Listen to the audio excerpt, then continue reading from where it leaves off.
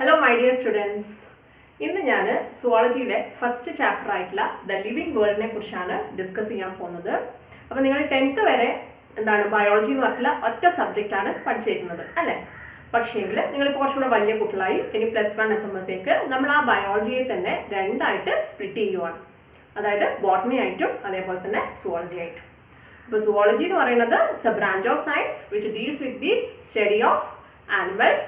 And botany is the branch of science which deals with the study of plants. അപ്പോൾ നിങ്ങളുടെ +1 ബയോളജിനെ അതുപോലെ ബോട്ടണിയും zoology ആയിട്ട് അങ്ങനെ രണ്ട് സെക്ഷൻ ആക്കിയിട്ട് മാറ്റിയേക്കുവാണ്.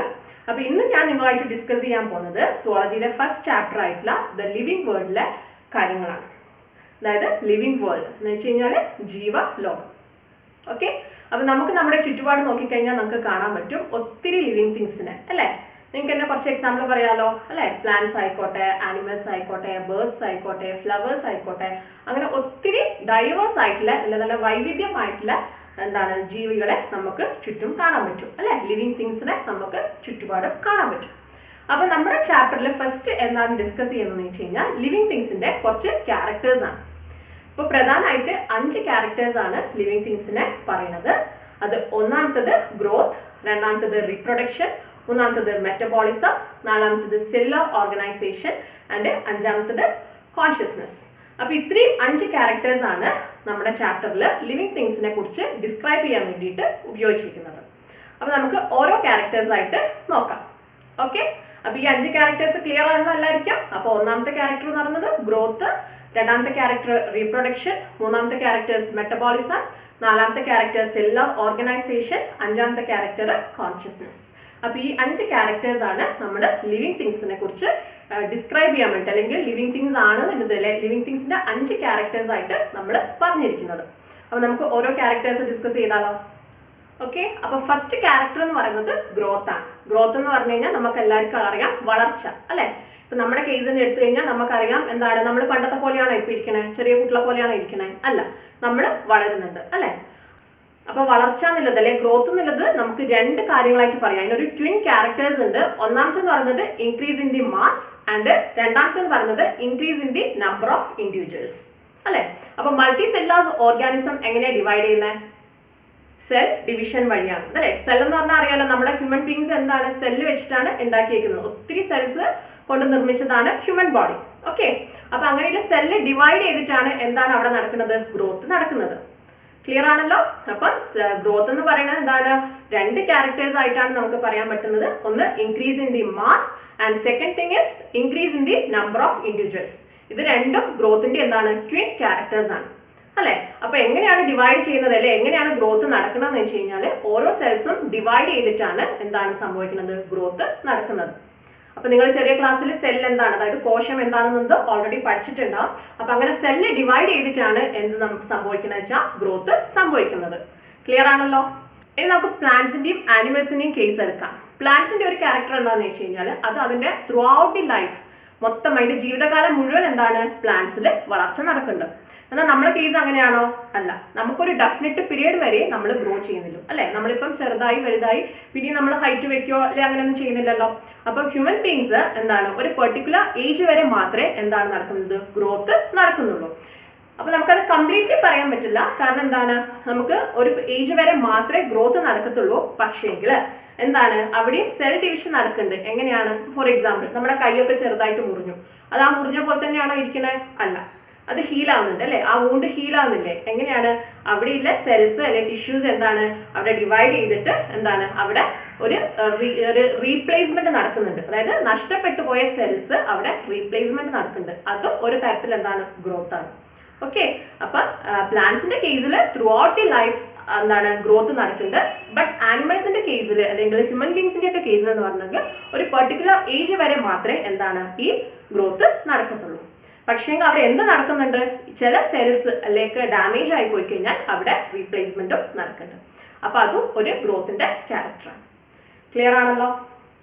ഇനി നമുക്ക് നമ്മുടെ ചുറ്റുപാട് നോക്കിക്കഴിഞ്ഞു കഴിഞ്ഞാൽ നമുക്ക് എന്താണ് സാൻഡ് ഡ്യൂൺസ് അല്ലെ? മണൽ കൂനകളൊക്കെ കണ്ടിട്ടുണ്ടാവും. ചില മൗണ്ടൻസ് വളരുന്നതൊക്കെ നിങ്ങൾ കേട്ടിട്ടുണ്ടാവും അല്ലേ? അതൊക്കെ ഗ്രോത്ത് ആണോ? ആ ഗ്രോത്ത് എന്ന് പറയുന്നതെന്ന് വെച്ച് കഴിഞ്ഞാൽ അക്യുമുലേഷൻ ഓഫ്, അതായത് സർട്ടൻ മെറ്റീരിയൽസ് അതിന്റെ മേലെ അക്യുമുലേറ്റ് ചെയ്തിട്ടാണ് അവിടെ എന്ത് നടക്കുന്നത്, ഗ്രോത്ത് നടക്കുന്നത്. അപ്പൊ അതൊരു ഗ്രോത്ത് ആണ്, പക്ഷെ എന്താണ്, അത് പുറമെ ഒരു അക്യുമുലേഷൻ ആണ് നടക്കുന്നത്. പക്ഷെ നമ്മുടെ പ്ലാന്റ്സിന്റെ കേസിലും ആനിമൽസിന്റെ ഒക്കെ കേസിൽ എന്താണ്, ഗ്രോത്ത് ഇൻസൈഡ് ആണ്. ഓക്കെ, ഇൻസൈഡിൽ നടന്ന അല്ലെങ്കിൽ ഉള്ളിൽ നടക്കുന്ന സെൽ ഡിവിഷന്റെ ഫലമായിട്ടാണ് എന്ത് സംഭവിക്കുന്നത്, അവിടെ ഗ്രോത്ത് നടക്കുന്നത്. അപ്പൊ നമ്മുടെ ചുറ്റുപാടുള്ള എന്താണ് മലകളും അതുപോലെ തന്നെ സാൻഡ് ഡ്യൂൺസ് ഒക്കെ വളരുന്നു അല്ലെങ്കിൽ അക്യുമുലേറ്റ് ചെയ്തിട്ട് മെറ്റീരിയൽസ് അക്യുമുലേറ്റ് ചെയ്തിട്ട് വളരുന്നു എന്നൊരു കാര്യം വരുമ്പം എന്താണ്, അവിടെ ഗ്രോത്ത് ആണ് നടക്കുന്നത്. പക്ഷെ അത് പുറമേ നിന്നാണ് നടക്കുന്നത്. നമ്മളിൽ എന്താണ്, ഗ്രോത്ത് ഇൻസൈഡ് ആണ് നടക്കുന്നത്. അപ്പൊ ഇങ്ങനെ ഒരു കാര്യം നടക്കുന്നതുകൊണ്ട് തന്നെ നമുക്ക് കംപ്ലീറ്റ്ലി എന്ത് പറയാൻ പറ്റില്ല, ഗ്രോത്ത് ഒരു ലിവിങ് ക്യാരക്ടർ ആണെന്ന് പറയാൻ പറ്റില്ല. Okay, is it clear?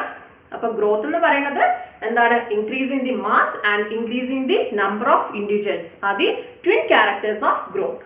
Okay, പ്ലാന്റ്സിൽ എന്താണ് growth throughout their life നടക്കുന്നുണ്ട്. പക്ഷെ ആനിമൽസിൽ എന്തില്ല, ഒരു പെർട്ടിക്കുലർ ഏജ് വരെ മാത്രമേ എന്താണ് ഈ growth നടക്കുന്നുള്ളൂ.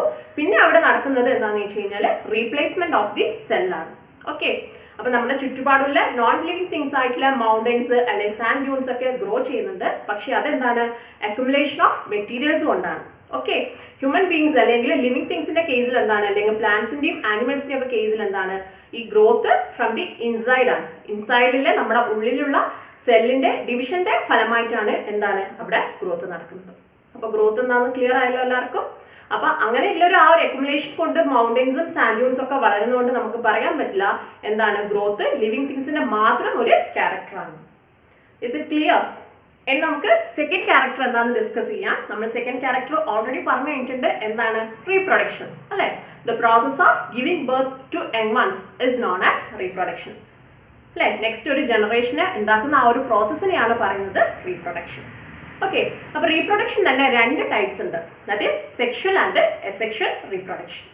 Okay, in sexual reproduction the involvement gametes, that is male and female gametes. അപ്പൊ സെക്ഷൽ റീപ്രൊഡക്ഷനിൽ എന്താണ്, male and female gametes involve ആണ്.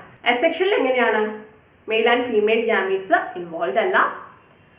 പിന്നെ എന്താണ്, പല ടൈപ്സ് ഓഫ് അസെക്ഷൽ റീപ്രൊഡക്ഷൻ നടക്കുന്നുണ്ട്. അതൊന്നാണ് ബഡ്ഡിങ്, കേട്ടിട്ടുണ്ടാവും. ബഡ്ഡിങ് എന്നൊക്കെ നിങ്ങൾ കേട്ടിട്ടുണ്ടാവും. അതുപോലെ ഫ്രാഗ്മെന്റേഷൻ ഉണ്ട്, റീജനറേഷൻ ഉണ്ട്. ഇതൊക്കെ എന്താണ്, അസെക്ഷൽ റീപ്രൊഡക്ഷന് എക്സാമ്പിൾ ആണ്.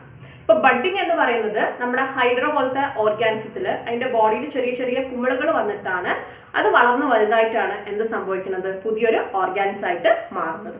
ഓക്കെ, ഇനി പ്ലാനേരിയ പോലത്തെ ജീവികളിൽ എന്താണെന്ന് വെച്ച് കഴിഞ്ഞാൽ റീജനറേഷൻ ആണ് നടക്കുന്നത്. അതിന്റെ ബോഡി ഇങ്ങനെ സ്പ്ലിറ്റ് ആയിട്ട് അതിന്റെ ബാക്കി ഭാഗങ്ങൾ എന്താണ് വളർന്നിട്ട് പുതിയൊരു ഓർഗാനിസം ആയിട്ട് മാറുകയാണ് ചെയ്യുന്നത്.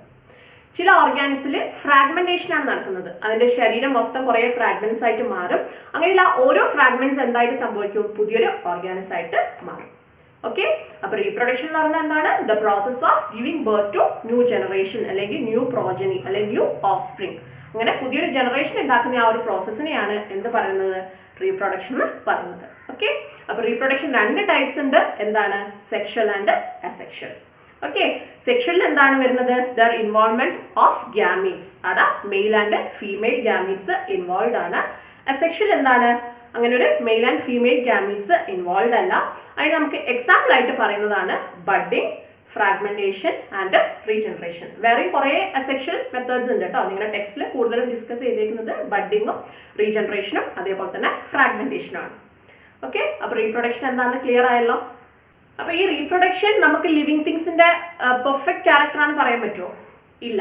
കാരണം എന്താണ്, നമുക്ക് മ്യൂൾ അറിയാം അല്ലെ. മ്യൂൾ എന്ന് പറയുന്ന ഒരു ഓർഗാനിസത്തിന് നിങ്ങൾക്ക് അറിയാലോ. അതെന്ന് പറഞ്ഞു കഴിഞ്ഞാൽ അത് സ്റ്റെറൈലാണ്. ഓക്കെ, അതിന് പുതിയൊരു ജനറേഷനെ ഉണ്ടാക്കാൻ പറ്റില്ല. അതുപോലെ തന്നെ നമുക്ക് ഹണിബിയിലെ വർക്കർ ഹണിബി ഉണ്ട്. അതും എന്താണ്, സ്റ്റെറൈലാണ്. അതിനും പുതിയൊരു ജനറേഷൻ ഉണ്ടാക്കാൻ പറ്റില്ല. പക്ഷെ അതെന്താണ്, ലിവിങ് ഓർഗാനിസം തന്നെയാണ് അല്ലെ. ഇനി ഹ്യൂമൻ ബീങ്സിന്റെ കേസിലായിക്കോട്ടെ സ്റ്റെറൈൽ ആയിട്ടുള്ള കപ്പിൾസും ഉണ്ട് അല്ലെ. അപ്പൊ ഈ ഒരു കേസ് എടുക്കുമ്പോൾ നമുക്ക് കംപ്ലീറ്റ്ലി പറയാൻ പറ്റില്ല എന്താണ്, ലിവിങ് തിങ്സിന്റെ പ്യൂർ ക്യാരക്ടർ ആണ് റീപ്രൊഡക്ഷൻ അല്ലെ. കാരണം എന്താണ്, മ്യൂൾ ആയാലും ഹണിബി ആയാലും സ്റ്റെറൈൽ ആയിട്ടുള്ള ഹ്യൂമൻ ബീങ്സ് ആയാലും അവരൊക്കെ എന്താണ്, ലിവിങ് ഓർഗാനിസം ആണ്. പക്ഷേങ്കിൽ അവർക്ക് എന്ത് ചെയ്യാൻ പറ്റുന്നില്ല, റീപ്രൊഡ്യൂസ് ചെയ്യാൻ പറ്റുന്നില്ല അല്ലേ. അപ്പം അതുകൊണ്ട് നമുക്ക് അവർ എന്താണ്, ലിവിങ് ഓർഗാനിസം അല്ല എന്ന് പറയാൻ പറ്റില്ലല്ലോ. പക്ഷേങ്കിൽ അപ്പം നമുക്ക് ഈ ഒരു കേസ് പറയുമ്പോഴത്തേക്ക് എന്താണ് റീപ്രൊഡക്ഷനും ലിവിങ് തിങ്സിന്റെ ഒരു പ്യൂർ ക്യാരക്ടർ ആണെന്ന് നമുക്ക് പറയാൻ പറ്റില്ല. ക്ലിയർ? അപ്പോൾ അടുത്ത ക്യാരക്ടറാണ് മെറ്റബോളിസം.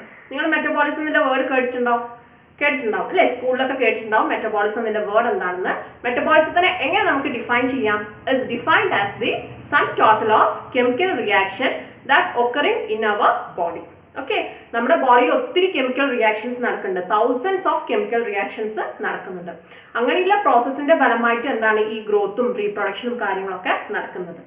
ഈ മെറ്റബോളിസം എന്നൊരു ക്യാരക്ടർ എന്ന് വെച്ച് കഴിഞ്ഞാൽ പ്യുവർ ആയിട്ട് എന്താണ് ലിവിങ് തിങ്സിന്റെ ക്യാരക്ടറാണ്. കാരണം നോൺ ലിവിങ് തിങ്സിൽ എന്ത് നടക്കുന്നില്ല? മെറ്റബോളിസം നടക്കുന്നില്ല.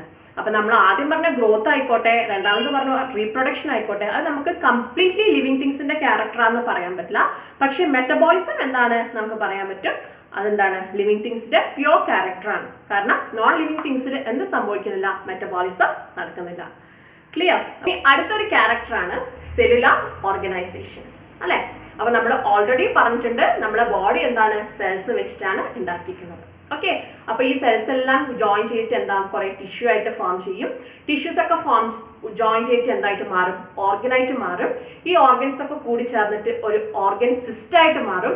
ഫൈനലി എന്തായിട്ട് മാറും? ഒരു ഓർഗാനിസ് ആയിട്ട് മാറും അല്ലേ? അപ്പൊ നമ്മുടെ ശരീരത്തിൽ തന്നെ നമുക്കറിയാം ഒത്തിരി ഓർഗൻസ് ഉണ്ട് അല്ലെ? ആ ഓർഗൻസ് ഒക്കെ ചേർന്നിട്ടാണ് ഈ ഓർഗൻ സിസ്റ്റം ഉണ്ടാകുന്നത്. അങ്ങനെ ലാസ്റ്റ് ഉണ്ടാകുന്നത് എന്താണ്? ഓർഗാനിസ് ആണ്. അപ്പൊ നമുക്കൊരു ബേസിക് യൂണിറ്റ് എന്ന് പറയുന്നത് എന്താണ്? സെല്ലാണ്. ഓക്കെ, അപ്പൊ സെല്ല് ഡിവൈഡ് ചെയ്ത് എന്താണ് അതൊരു കുറെ സെല്ല് കൂടി ചേർന്നിട്ട് കുറെ ടിഷ്യൂ ആയിട്ട് മാറും. ഈ ടിഷ്യൂ ഒക്കെ കുറെ ജോയിൻ ചെയ്തിട്ട് എന്തായിട്ട് മാറും? ഒരു ഓർഗൻ ആയിട്ട് മാറും. ഈ കുറെ ഓർഗൻ ചേർന്നിട്ട് ഒരു ഓർഗൻ സിസ്റ്റ് ആയിട്ട് മാറും. അവസാനം എന്തായിട്ട് മാറും? ഒരു ഓർഗാനിസ് ആയിട്ട് മാറും. അപ്പൊ ഈ ഓർഗൻസ് ഒക്കെ നമുക്ക് എന്തിനാണ്? നമുക്ക് എക്സ്റ്റേണൽ സ്റ്റിമുലൈ അല്ലെ? നമ്മുടെ പുറത്തിലെ കുറെ എന്താണ് നമ്മുടെ പുറത്തിലെ കുറെ സ്റ്റിമുലസ് ഉണ്ട് അല്ലെ? നമുക്ക് ലൈറ്റ് ആയിക്കോട്ടെ, ഹീറ്റ് ആയിക്കോട്ടെ, ടെമ്പറേച്ചർ ആയിക്കോട്ടെ, ഇങ്ങനെയുള്ള എക്സ്റ്റേണൽ സ്റ്റിമുലൈനെ തിരിച്ചറിയാൻ വേണ്ടിയിട്ടാണ് നമുക്ക് ഇതുപോലത്തെ ഓർഗൻസ് അല്ലെ? അതിന് വേണ്ടി നമുക്ക് ഏത് ഓർഗനാ ഉള്ളത്? സെൻസ് ഓർഗൻസ് ഉണ്ട് അല്ലെ? അപ്പൊ സെൻസ് ഓർഗൻസ് ഏതൊക്കെയാണെന്ന് നിങ്ങൾക്ക് നന്നായിട്ട് അറിയാം. അപ്പൊ ഈ സെൻസ് ഓർഗൻസ് വെച്ചിട്ടാണ് നമ്മൾ എന്താണ് അറിയുന്നത്? നമ്മുടെ ചുറ്റുപാടും നടക്കുന്നുള്ള എക്സ്റ്റേണൽ സ്റ്റിമുലസിനെ അല്ലെ? അപ്പൊ സ്റ്റിമുലസ് ഒക്കെ ഓൾറെഡി നിങ്ങൾക്ക് അറിയാം, എന്താണ് നിങ്ങൾ പഠിച്ചതാണ്. അപ്പം എക്സ്റ്റേണൽ സ്റ്റിമുലസിനെ നമ്മുടെ ഓർഗൻസ് ആണ്, നമ്മുടെ സെൻസ് ഓർഗൻസ് ആണ് തിരിച്ചറിയുന്നത്. അപ്പൊ ലിവിങ് തിങ്സിൽ എന്താണ്? ഒരു കൃത്യമായിട്ടുള്ള സെല്ലുലാർ ഓർഗനൈസേഷൻ ഉണ്ട്. ഓക്കെ, അതാണ് സെല്ലുലാർ ഓർഗനൈസേഷൻ കൊണ്ട് ഉദ്ദേശിക്കുന്നത്. സിമ്പിൾ ആണ്. നമ്മുടെ ലിവിങ് തിങ്സ് എന്താണ്? സെൽസ് കൊണ്ടാണ് നിർമ്മിച്ചിരിക്കുന്നത് അല്ലെ? അപ്പൊ ആ സെൽസ് ഒക്കെ ജോയിൻ ചെയ്ത് ടിഷ്യൂ ആവും. ടിഷ്യൂ ഒക്കെ കുറെ കൂടി ചേർന്നിട്ട് ഒരു ഓർഗൻ ആവും. പിന്നെ ഓർഗൻസ് ഒക്കെ ചേർന്നിട്ട് ഓർഗൻ സിസ്റ്റം ആവും. അത് ചേർന്നിട്ട് എന്താണ്? ഒരു ഓർഗാനിസ് ആയിട്ട് തന്നെ മാറും. ഓക്കെ, അപ്പൊ ഈ നമ്മുടെ ബോഡിയിലുള്ള ഈ സെൻസ് ഓർഗൻ ആണ് നമുക്ക് എക്സ്റ്റേണൽ എൻവയോൺമെന്റുമായിട്ട് റിയാക്ഷൻ, അതായത് പുറത്ത് ചൂടാണോ, മഴയാണോ, വെയിലാണോ, എന്താണില്ല ആ ഒരു കാര്യങ്ങളൊക്കെ നമുക്ക് അറിഞ്ഞു തരുന്നത് നമ്മുടെ സെൻസ് ഓർഗൻ വഴിയാണ്. അപ്പൊ ഇങ്ങനെയുള്ളൊരു സെല്ലുലാർ ഓർഗനൈസേഷൻ എന്താണ്? ലിവിങ് തിങ്സിന്റെ ഒരു ക്യാരക്ടറാണ്. ക്ലിയർ ആണല്ലോ? ഇനി അടുത്ത ക്യാരക്ടറാണ് കോൺഷ്യസ്നെസ് അല്ലെ? ഒരു ബോധം അല്ലെ? നമുക്ക് നമ്മുടെ ചുറ്റുപാടിനെ കുറിച്ച് ഒരു ബോധം ഇല്ലേ അല്ലെ? നമുക്ക് പുറത്ത് ചൂടാണോ അല്ലെ തണുപ്പാണോ എന്താണ് അല്ലെ ഒരു ചുറ്റുപാടിനെ കുറിച്ച് നമുക്കൊരു ധാരണയുണ്ട്. അത് ലിവിങ് തിങ്സിന്റെ ഒരു ക്യാരക്ടറാണ്. നമുക്ക് എക്സാമ്പിൾ ആയിട്ട് എന്താ പറയാ? ഇപ്പൊ ഫോർ എക്സാമ്പിൾ പ്ലാന്റ്സിന്റെ കേസ് അല്ലെ? പ്ലാന്റ്സിന്റെ ഇപ്പൊ നമ്മളൊരു പ്ലാന്റ്സിനെ ഒരു ജനലിന്റെ സൈഡിൽ വെച്ച് കഴിഞ്ഞാൽ അവിടെ എന്താ സംഭവിക്കും?